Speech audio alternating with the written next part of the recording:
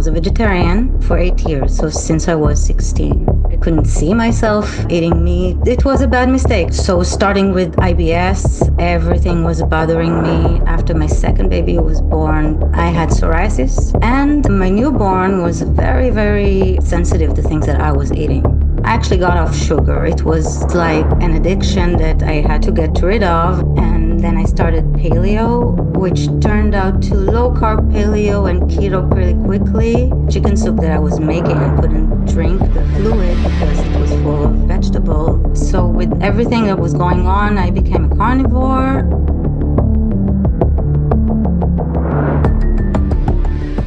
Well, ladies and gentlemen, boys and girls, or however else you might identify, you're all welcome here. Today, my very special guest is Sivan, and she has quite a story to tell you. So I'm going to shut up immediately and let her tell it. All yours. Okay, thank you, Bart. My story, I never know when to start in terms of the chronological order or what to say. I'll probably start with the low point of my health issues when I had to take a sick leave for a few months. That was in 2016. And actually that year is when I was a few years into some physical treatments that followed a lot of kind of experiments on myself more internally and systematically. I was really confused about what was going on, and on the other hand, it turned out I wasn't connected to what was going on at all. Okay. So starting with IBS, and like everything was bothering me with everything I was eating. And what was I eating? I was a vegetarian for 8 years, so since I was 16. Even when I noticed that everything was bothering me,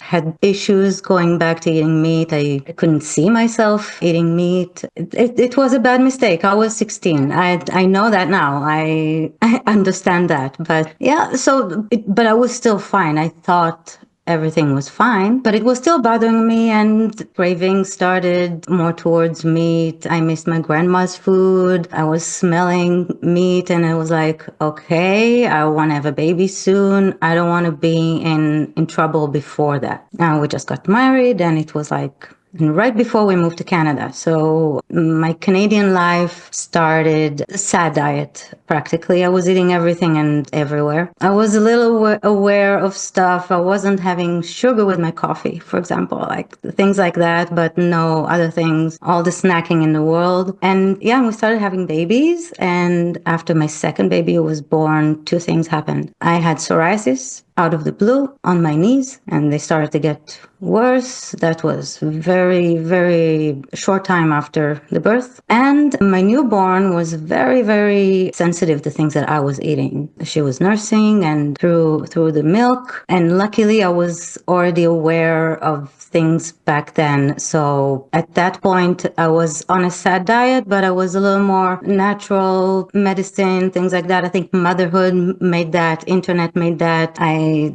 had amazing communities of mothers that were going through the same thing. So I eliminated dairy, which helped her tremendously. I knew I couldn't handle legumes, so I eliminated that anyway, all the white. And I actually got off sugar. It was like an addiction that I had to get rid of, and it was for the sake of my daughter's stomach aches and our nights.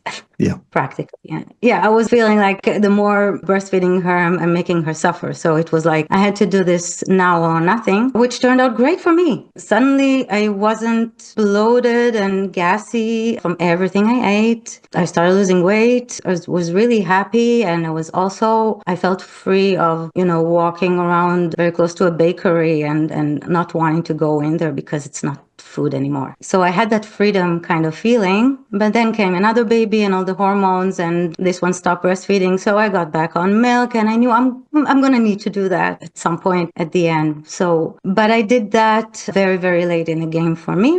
It doesn't matter. I did other very, very good things for my diet because I became well more aware of sugar. And then I started paleo, which turned out to low carb paleo and keto pretty quickly. But I'm not into macros, and I don't want to count everything I eat. And I was never into counting calories and stuff. Not that I didn't do any kind of experiments on myself before, but in this way it felt more sustainable. And then I read about the Anderson family. That was, 10 years ago, I think, which was really, can we live without vegetables and fruits and nuts? Really? And I was still eating that stuff, and my gut wasn't completely quiet, but I was like, okay. But the seed, like that was the seed of the idea of like, really, I can actually do that. And that was like 10 years ago. Took me 2 more years to figure out that even chicken soup that I was making, I couldn't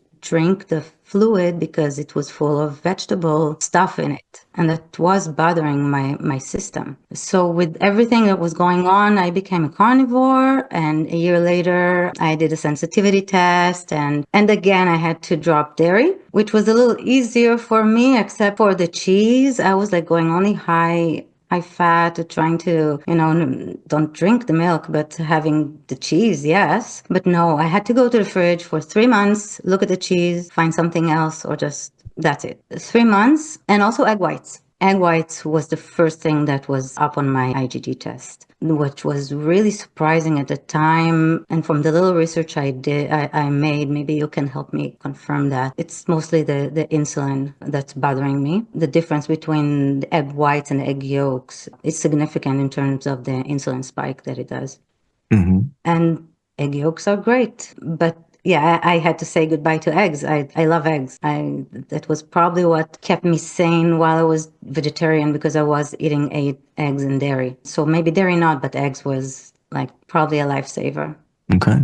So that's just nutrition. That's like my inside, but the exhaustion issues that I had, the vertigo, the pain, I had fibromyalgia that was considered mild, but it was still exhausting. Mm-hmm. Pins and needles. I was seeing sparks when I was changing positions. I was like really in a not great place. And luckily I had a doctor that told me, take a sick leave before I have to take your license. Mm-hmm. So I did that. It took a few months to get the stress down and all the levels. But very, very gradually, I went back to work, but really gradually and only from home. And since then, I've been only improving. But back then, that's when I started understanding what was going on with my body, because there were all kinds of physical issues. I had an injury in my right shoulder that I forgot all about, but only when the pain came back, this is when I remembered, oh my goodness, that's what happened. I tore a muscle and my shoulder is moving freely in its socket. But that was like, okay, it feels like it's been there forever. That's me. I can always do that. And like, no, it's not normal. So when I started looking into that, and when I started going to the conventional medicine, I went to my family doctor and he sent me to some ultrasound for my shoulder, but not really listening to really what I'm telling him. The one thing that he did say, he said, I'm not going to send you to orthopedic surgeon because I know you don't want a surgery. And that probably saved me from long-time atrophy or any kind of handicap situation where I can't use my right hand. It's my right hand, and that's always made sense to me because I'm left-handed. And it's like, this weakness is like, okay, it makes sense because I'm dominant on my other side. And there was like a lot of compromise that happened through the years, but I didn't think about that injury. So when I started identifying all kinds of things are wrong with my back and with the vertigo going on and the stiffness that I have in many, many places in my body, and also tenderness, I could function. I had 4 children. I was carrying them. I was breastfeeding them, but I was in pain. I was exhausted. And when I understood that there was all kinds of things going on, I sat down and wrote a list of symptoms. And it was like probably 25 things that were going on. And I called it rolling symptoms. It's like snowball of symptoms that whatever comes always stays chronic. And you can just take that symptom and shut it down and silence it with something else. So after writing that and trying to make it as chronological as I can. And I remember many, many events. I understood that the surgery that I had back in 92 started this whole snowball. I had an appendectomy 10 months into me being a vegetarian. Maybe it's a cause and effect. I don't know. But that surgery, what it did, it probably, and things that I had to learn from all the practitioners that I went to, and there were many of them, many smart ones. I learned about fascia, and I learned how important it is, although it's not considered to be that important. And I had it in the back of my mind. I just heard it from a practitioner. And later on, when I made the list, I had a very brief conversation with my brother about fascia because he saw a documentary. And I'm like, okay, 3 a.m., I'm going to Google fascia and appendix scar. And right away, I found it. I even found the specific area in the neck that it affects and that I feel. And that was an amazing moment, but it happened 8.5 years ago. And I was really hoping that when I find it, it's like, okay, now we can just twist everything back. But it took 24 years to develop. It takes time to untangle. And it's tangled. That's what it is in the fascia. When I did the fascial manipulation treatment, so many points that had knots in them. Some of them had to be revisited. I have like a huge Excel spreadsheet with my whole treatment, and it gave me a lot of range of motion. It gave me a little more energy. I tried so many things. Even when I knew that, I understood that I need to understand what I need to fix here. I had a functional medicine doctor who got me to a foot specialist. She also helped me with digestion. And then I got to a chiropractor who also functional neurology. It's like every practitioner I find, it's like, okay, I need that. So I'm going to try that. And I can say that most of the stuff that I tried have progressed me some of the way. I'm still not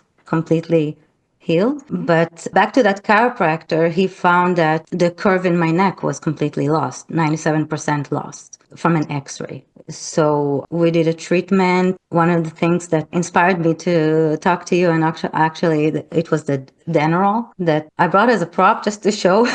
Okay. Yeah, because it's like an orthotic for your neck. This is the cervical one. I think Okay. they have more. I don't know. That's the one that I needed. All right. How dense is that? It's pretty dense. It feels like foamy, but it has a lot of strength, I guess. Okay. Yeah. All right. Carry on. Sorry. I was supposed to go up to 20 minutes. At first, I couldn't even do 30 seconds. I was such pain and so dizzy. So it took a few weeks to go up to 20 minutes, and I felt a huge relief in my vertigo because it used to be more severe, and now it's like it still happens. I have my days. Sometimes it's weather related, sometimes just my neck. It's really mechanical, the whole thing. So it's very brief, this little dizziness that I have. If I have a day of a lot of dizziness, it will be with a migraine, with everything. But that doesn't happen that often anymore. And it turns out I did a vertigo test. The vertigo testing is awful.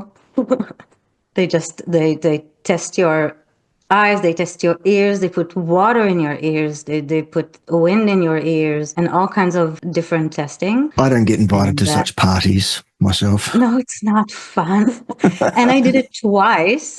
I did it twice because the lab took 3 years to call me for a follow-up appointment after the first test. And then the doctor said, "Oh, this is 3 years old." And I said, "Yes, that's what I said." So I did another one, but that was right after the Denerol, and I actually made the damage better. I made my peripheral left nerve stronger 37%. Okay. So How was that measured? I don't know. They measure it in percent. They say what the damage is.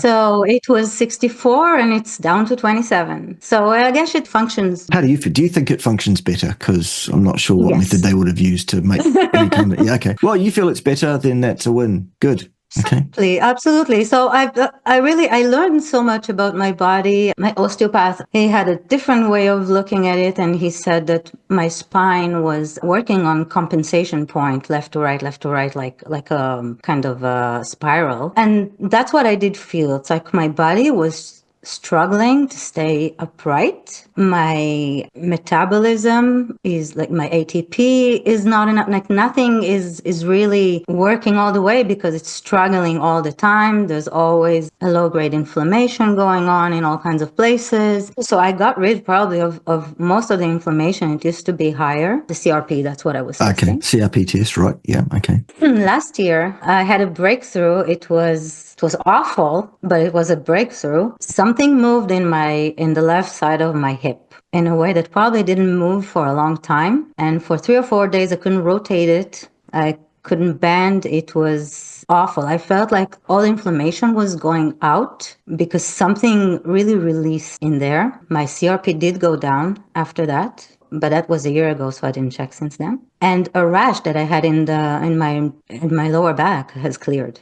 Okay. It was one of those weird things that, they happen one after the other, and I can't just not. So are you suggesting that in your belief you have worked through and you think that you have a cause of a bunch of things that have been resolved by manipulating fascia? Is that what you're saying? Yes, range of motion and a lot of pain was resolved by the fascial manipulation. Right. Okay. Cool. I did think about the visceral fascia as well, but that wasn't as critical. Although this is where I found it. I heard it first time. It was a visceral osteopath. Right. And she said that my internal organs were too much to the left. Let's say when I had bladder issues, that treatment really, really helped to put the bladder where it belonged because my muscles were great down there. Okay. Well, it's great that you found some form of manipulation of the fascia which you believe to be beneficial, and I think that's fantastic. It's entirely possible that certain manipulations of fascia can absolutely be helpful where there are tightnesses, adhesions, all of those kind of things that generally are caused by an inflammatory overburden. Just listening to what you've been saying, my take is absolutely you have a chronic systemic inflammatory overburden issue. I'm also seeing absolute classic oxalate dumping symptomology from what you've been saying. I couldn't prove or do anything about it. Well, you can have an effect over oxalate dumping, the rate at which it happens, the ferocity of it, if you want to intervene, but you also need to be able to accurately identify when it's happening, and that can be tricky. I guess what I'm saying is that there are other things underpinning your situation, in my opinion, as well, at least, if not instead of. But as I said, here's something that you're doing that you think is helpful. I think that's fantastic. I too had what they call mild fibromyalgia for about 5 years, and I didn't feel like it was mild either. I know what that one's all about. I also am left-handed, so there's another thing we have in common. And I also injured my right shoulder pretty badly as a young person. So the parallels are good in that regard, aren't they? Are you now a cheerleader for the fascial manipulation, or are we done with that? I was. That was just a step of the way. Okay. I'm still working on my spine because things are they're stuck. So the fascia issues, most of it is gone. I'm having issues. The fascia still plays a role, but with everything else, it's just to get my spine to be a little stronger and not to lean on the compensation point. So now I'm going to a chiropractor. So it's like every time I find something else that helps me. So about 6 months ago, I ran into your videos about Cerule, and I just heard about it from you. I heard your story. I was like, whoa. You never recommend anything, and I tried everything, and I tried all kinds of things. Although I don't really like taking medicine or capsules or supplement, and I'm really, really bad at being consistent with that.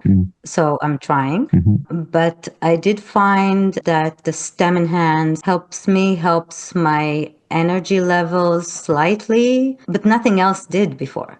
Like even that slightness was to get the level energy up was an impossible task, or to find something that will actually do that. So I'm taking that. I'm taking the Cyactive for my inflammation. Although I'm not 100% sure right now if I need to take it every time, but I'm good with that. And recently I'm back to the collagen one. Okay. Yeah.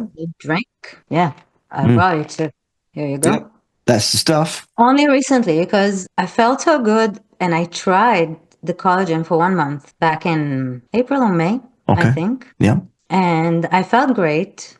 And then I stopped it because I said, okay, I'm only going to try. I'm not really happy with the ingredients. And I know Yeah. I've been talking about this and I'm waiting, but I didn't feel worse after. But lately, I'm like, okay, where's that feeling that I had before? So I brought in the collagen. I've been taking it for less than a week and I'm already a little more uplifted. Yeah. That's a common story. We hear that quite a lot from people. It really seems to have some quite miraculous synergistic effect with the other Cerule products, and we really don't know exactly what that is. Yep, I hear what you're saying about some of the ingredients used in that collagen product as well. And as you have alluded to, I have been speaking to the Cerule company about that. And the outcome at this stage is that we are going ahead with a trial release of clean carnivore, specifically, we're going to call it hardcore carnivore Cerule formulations. And that will happen in the New Zealand and Australian market first. And then when I prove my worth to move the stuff, then I guess it will go international after that. So these will be products that contain no sweeteners of any kind, no colouring agents of any kind, no plant materials. Even the capsules that are currently for the encapsulated products, they're currently cellulose capsules. We're going to get bovine instead. The inert rice-based encapsulation agent is being swapped for a non-plant-based one. Hurrah. Okay. So it's all happening, but it's happening with corporate caution and in steps to, make sure that it's all going to fly and it's all going to work and all of that. But I'm very positive about how the company is interacting with me in terms of what I'm saying my carnivore audience need. It's an awesome thing that this is a company that reacts when we say, well, this is what I need. I need to be able to look my people in the eye and say these products contain no plant materials, because I currently can't do that. So, yeah. So we're waiting for it here in Canada. Yeah. I didn't even say I was from Canada. I think you might have mentioned that earlier because you said you moved that there. I did move to Canada. Yeah, absolutely. Yeah, so, it's definitely on the cards. Not that there's actually anything wrong with specific plant extracts being used medicinally. I don't see the problem with that. I've never said anything different from that actually myself, but there are some people who take this carnivore thing very seriously indeed, don't they? And get a bit kind of over what is actually pretty minor stuff. And if it's actually useful, like some of these herbal extracts may or may not be, why complain? Yeah. Well, anyway. I make my own compromise. There used to be a mineral supplement that I was taking, and it was helping me so much, but it wasn't carnivore.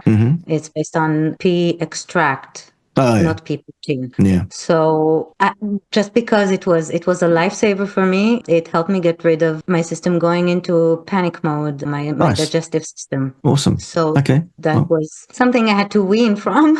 Yeah. But cool. I did. It was very expensive, and it's really easier when I don't take it. But I had to take it for a while, even though I was a carnivore. So I was just not counting it in. All right. Because what can I do?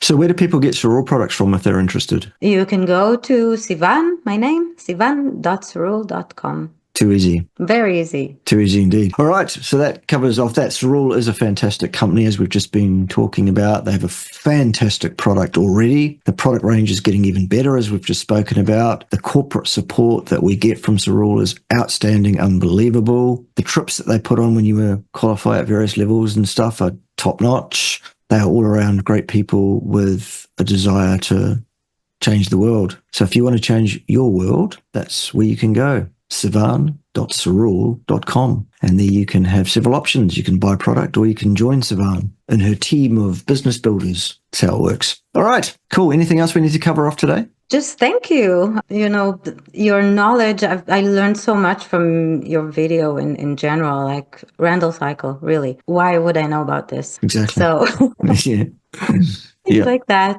Yeah, it's just, it's fun and it's motivating. Awesome. Yeah. Very, very good indeed. I've enjoyed it. It's been good fun. Keep doing that manipulation. If it's working for you, don't fix that. Keep doing it and keep looking for the answers. I think Cerule is a pretty good answer to many things. For me, it's the support in the healing. As long as I'm still in the progress of what I'm doing, I think it supports just to speed up a little bit. Yep, you bet. You bet, absolutely. Yeah. Keep doing the carnivore diet. That's a good idea. I wouldn't change anything too much about that. That's the one that's indicated for a human being. And I'd do some research on oxalate and oxalate dumping if I was you, because that's what it sounds like to me. Yeah, some of it. Absolutely. There's a lot not going everything. on. Yeah, there is. All right, lovely to talk to you, and stick around the Thanks for your channel. time. Join me next time when probably someone will be wrong on the interwebs or something, because it doesn't look like slowing down anytime soon, does it? See you then.